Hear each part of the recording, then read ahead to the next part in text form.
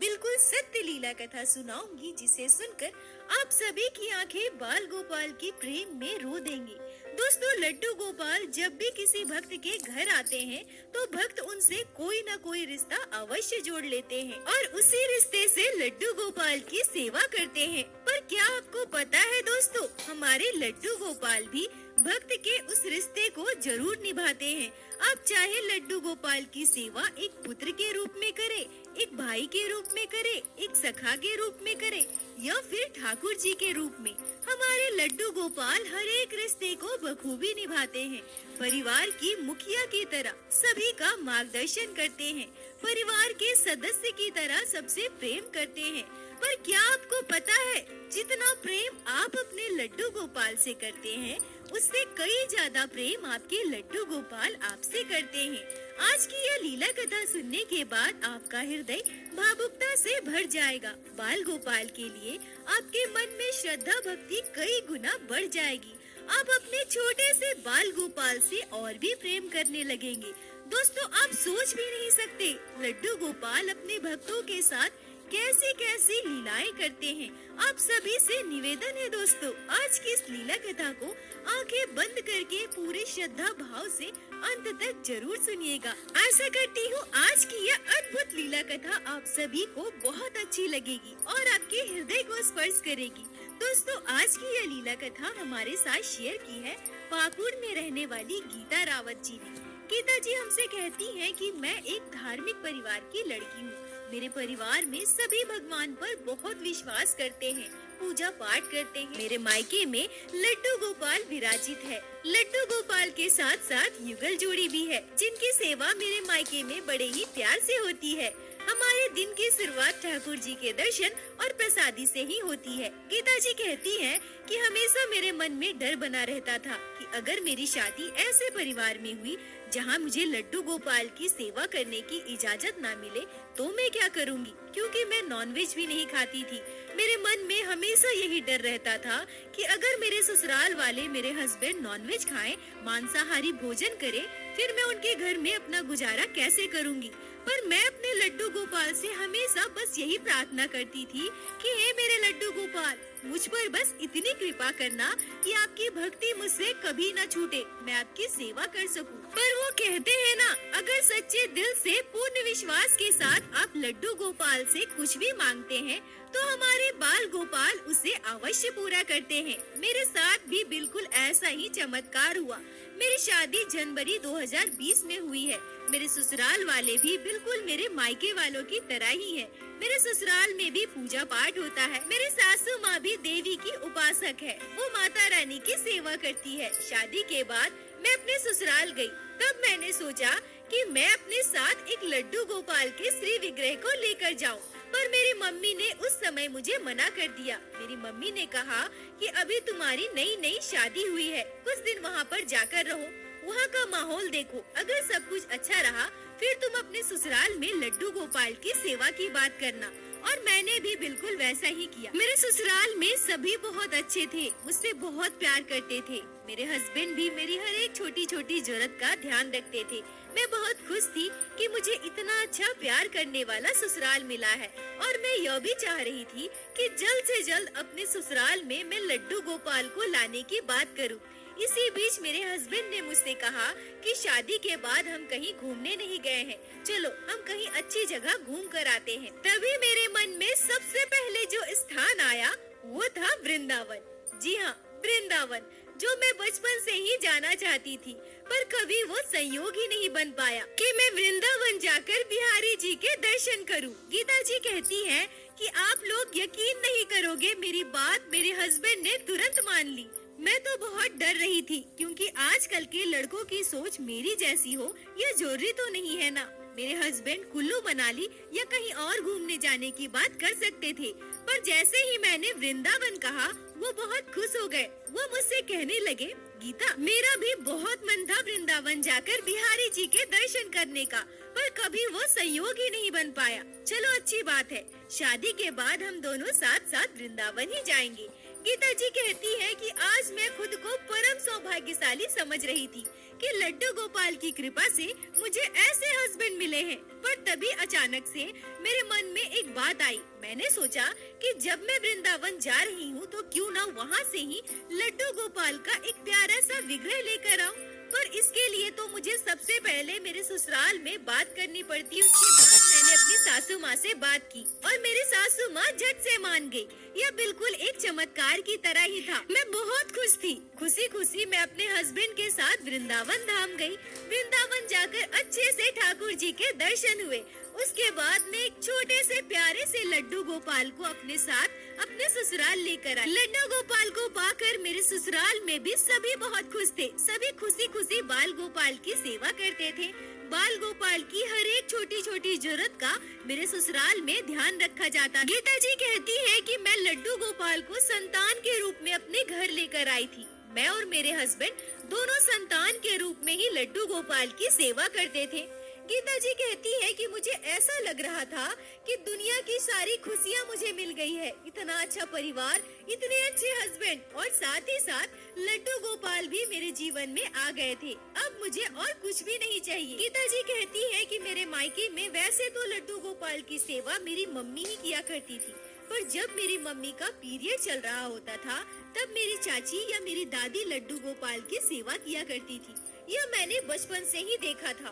फिर जब मैं बड़ी हुई तो मैं कभी कभी अपने मम्मी की सेवा ना करने पर लड्डू गोपाल की सेवा कर दिया करती थी। ससुराल आने के बाद जब मैं लड्डू गोपाल को वृंदावन से घर लेकर आई और लड्डू गोपाल के घर आने के बाद जब मैं पीरियड में होती थी, यानी कि मेरा मासिक धर्म चल रहा होता था, तो मेरी सासू माँ लड्डू गोपाल की सेवा किया करती थी।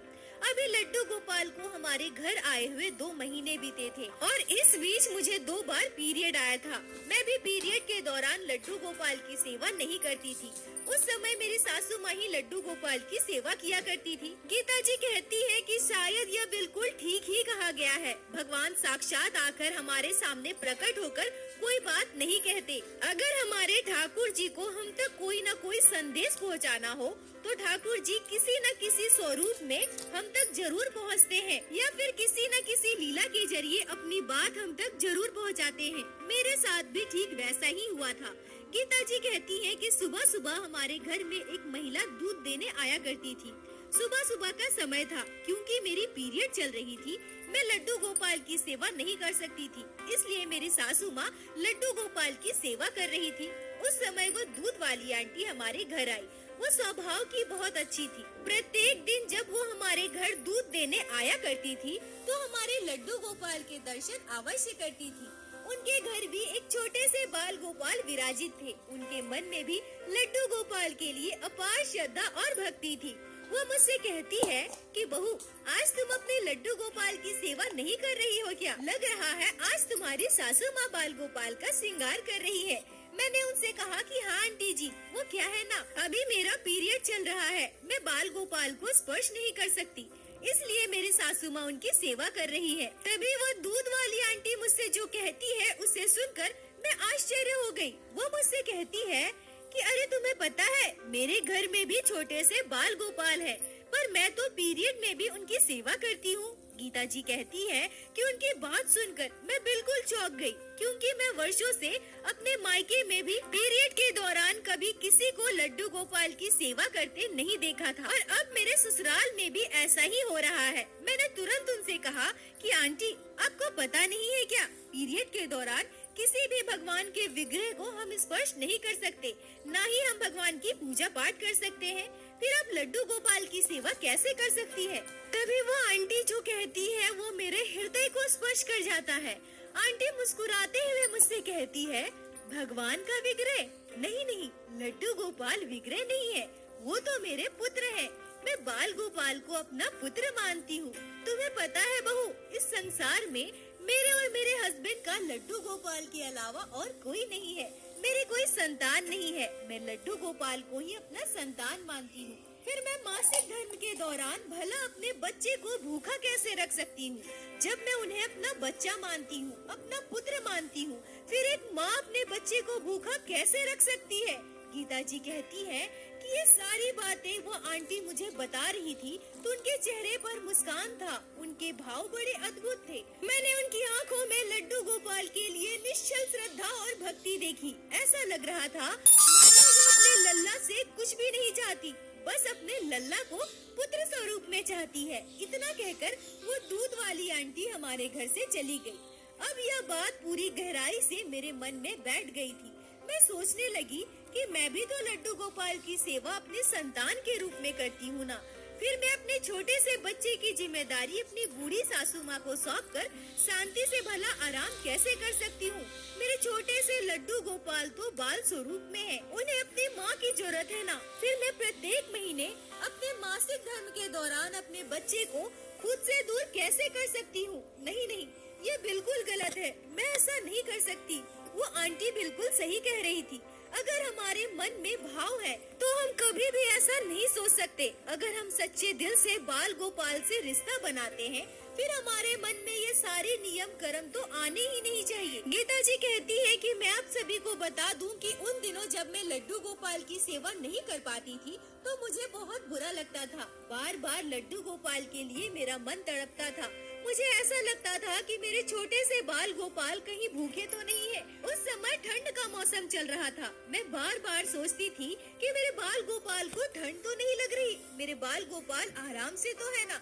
गर्म पानी से मेरे लड्डू गोपाल को मेरी सासू माँ स्नान तो करवा रही है ना।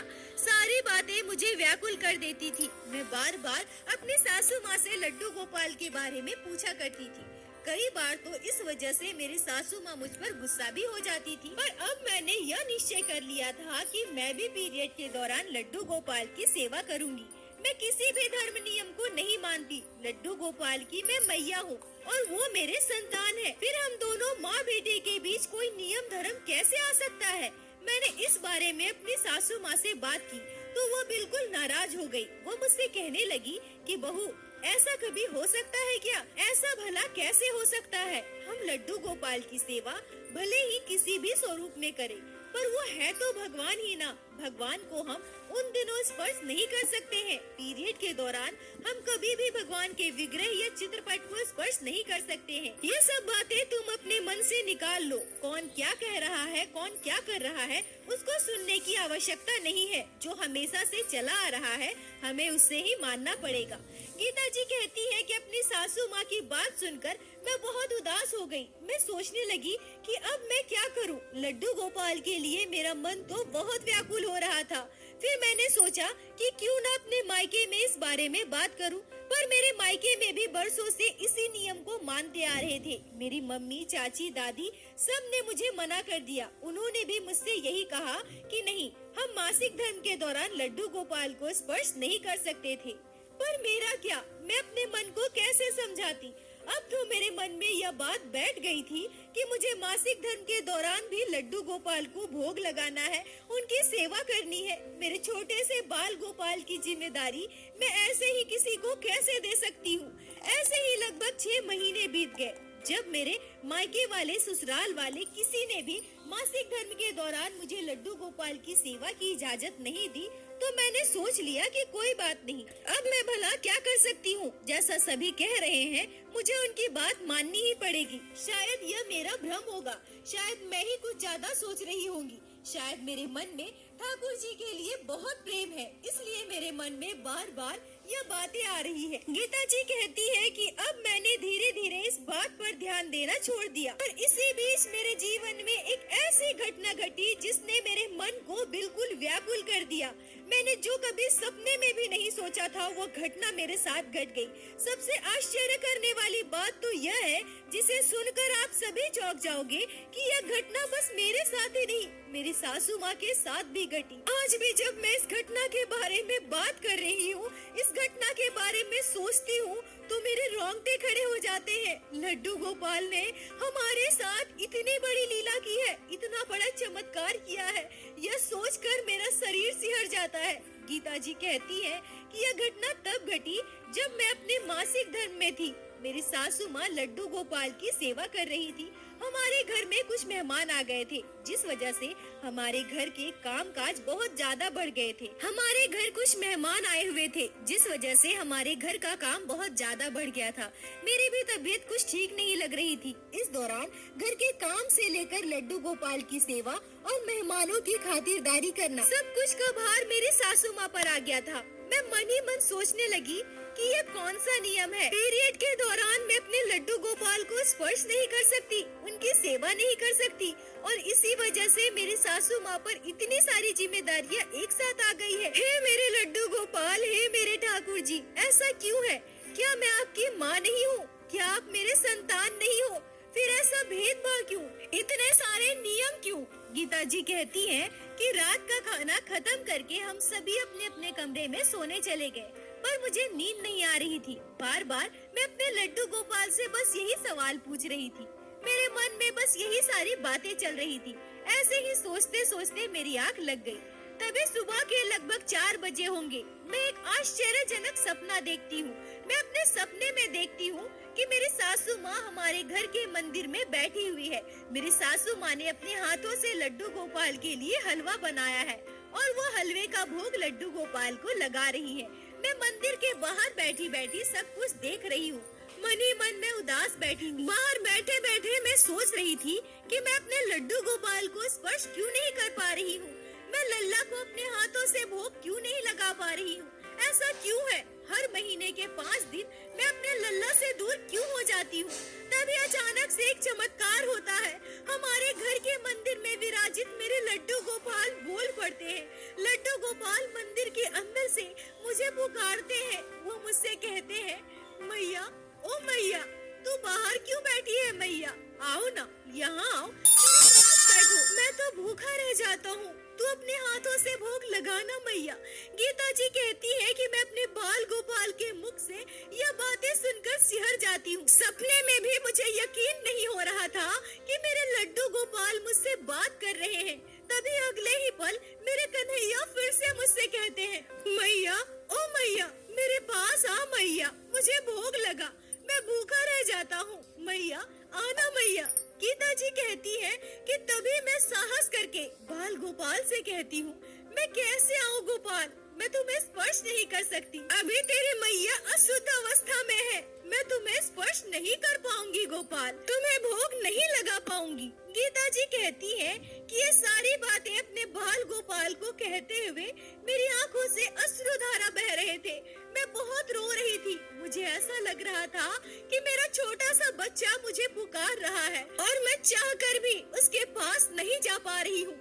तभी कुछ ऐसा होता है जिसे सुनकर आप सभी के रोंगटे खड़े हो जाएंगे। अगले ही पल अपने सपने में मैं देखती हूँ कि मैं अपने मासिक धर्म के दौरान ही लड्डू गोपाल को अपने गोद में बिठाई हूँ और बड़े ही प्यार से बाल गोपाल को भोग लगा रही हूँ।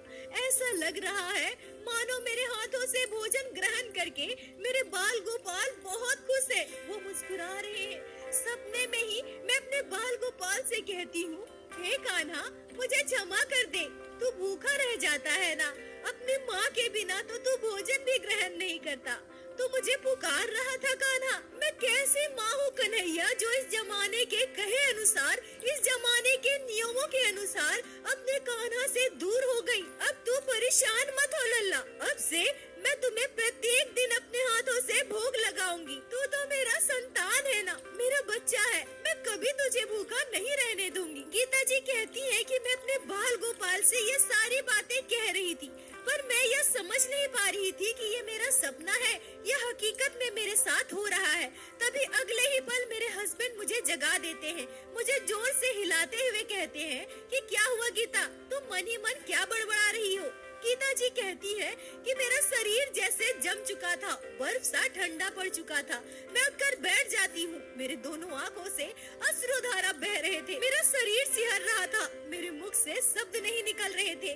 मैं रोते हुए अपने हस्बैंड को पूरी बात बताती हूँ, पर मैं साथ साथ यह भी सोच रही थी कि मेरे सपने का क्या मतलब है। क्या सच में लड्डू गोपाल ऐसा चाहते हैं कि मैं अपने मासिक धर्म के दौरान भी बाल गोपाल की सेवा करूं, जैसा मैं अपने कन्हैया के लिए तड़पती हूं? क्या वैसे ही बाल गोपाल भी मेरे लिए तड़पते हैं? क्या सच में कान्हा मुझसे इतना प्रेम करते हैं?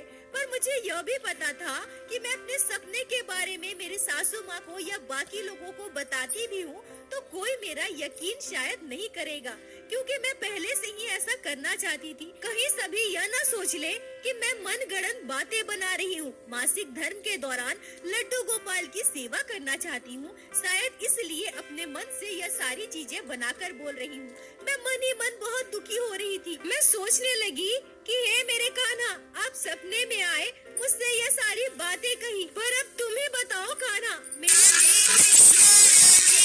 क्या मैं सबको अपनी बातों पर यकीन दिलवा पाऊंगी? क्या कोई मेरी बात मानेगा? क्या कोई मुझे उन दिनों तुम्हारी सेवा की इजाजत देगा? गीता जी कहती है कि ये बातें सोचते सोचते मैं बहुत रो रही थी। मेरी आंखों से निरंतर आंसू बह रहे थे। समय सुबह का 4:30 हो रहा था।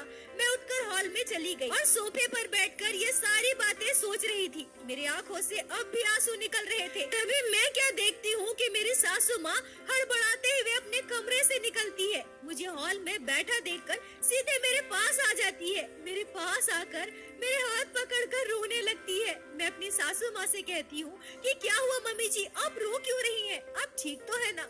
तभी मेरी सासू माँ रोते हुए मुझसे जो कहती है, उसे सुनकर मेरे होश उड़ जाते हैं। मेरी सासू माँ कहती है, बहू मुझे माफ कर दो, मैं अज्ञानी हूँ, समझ ना सकी, मैं तुम्हारी भावनाओं को समझ नहीं पाई। बहू मैं वर्षों से माता रानी की सेवा कर रही हूँ, इतनी पूजा पाठ करती हूँ, इतनी भक्ति करती हूँ, पर मैंने कभी भगवान से अपना रिश्ता नहीं जोड़ा। मैं बस दुनिया के बनाए हुए नियमों को मानती चली गई। तुम्हारी भक्ति को, तुम्हारी प्रेम को तो मैं समझ ही नहीं पाई। गीता जी कहती है कि अभी तक तो मैं अपने सपने के बाद से ही परेशान थी, पर अब मेरी सासू माँ ऐसे बातें कर रही थी, मुझे कुछ भी समझ में नहीं आ रहा था। तभी मेरी सासू माँ रोते हुए मुझसे कहती है, बहू तुम्हें पता है, आज मैंने साक्षात अपने सपने में हमारे घर विराजित लड्डू गोपाल के दर्शन किए हैं। तुम बहुत भाग्यशाली हो बहू, तुम्हारी सेवा को लड्डू गोपाल ने स्वीकार किया है, तुम्हें अपनी माँ का स्थान दिया है, तुम्हें मैया कहकर पुकारा है। गीता जी कहती है कि अब मैं अपनी सासू माँ की बात सुनकर आश्चर्य हो गई। मैं समझ नहीं पा रही थी कि ये सारी घटनाएं तो मेरे साथ घटी है। मैंने सपने में लड्डू गोपाल को देखा है, फिर मेरी सासू माँ ये सब क्या कह रही है? तभी मेरी सासू माँ कहती है कि अभी मैंने सपने में देखा कि तुम मासिक धर्म में लड्डू गोपाल की सेवा कर रही हो, मैं तुम्हें रोक रही हूँ। तुम्हें पता है बहू, जैसे ही मैंने अपने हाथों से बाल गोपाल को भोग लगाया, बाल गोपाल भोजन नहीं कर रहे थे। वो बार बार मुझसे जिद करने लगे। वो कहते हैं, मुझे मेरी मैया के हाथों से भोजन ग्रहण करना है, मुझे मेरी मैया के हाथों से भोग लगाना है, मैं भूखा हूँ, मेरे मैया को बुलाओ ना, वो मुझे भोग लगाएगी, मैया मुझसे लाड लड़ाएगी। गीता जी कहती है कि अब मैं बिल्कुल निःशब्द थी, मेरे मुंह से शब्द नहीं निकल रहा था। लड्डू गोपाल के चमत्कार को विश्वास नहीं कर पा रही थी। तभी मैंने रोते हुए अपनी सासू माँ से अपने सपने की पूरी बात कही। अब हम दोनों एक दूसरे के साथ घटे इस चमत्कार को जानकर आश्चर्य थे।